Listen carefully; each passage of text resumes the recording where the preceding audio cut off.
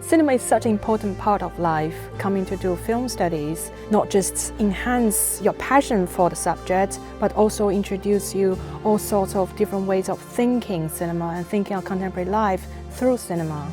Film here at Queen Mary is very much conceived as a 50-50 contribution between practice and theory. So filmmaking and film criticism, film history, film analysis. And that's really fundamental to our ethos, that holding a camera makes you understand film better and be able to analyse it, looking through a lens, editing, but also studying histories, cultures, philosophies and contexts of production enables you to be a better, more thoughtful, more imaginative and creative filmmaker.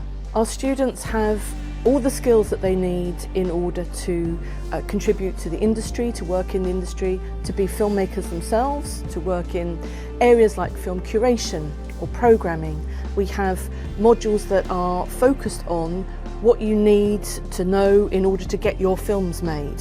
One of the reasons I really love Queen Mary is that we have fantastic colleagues.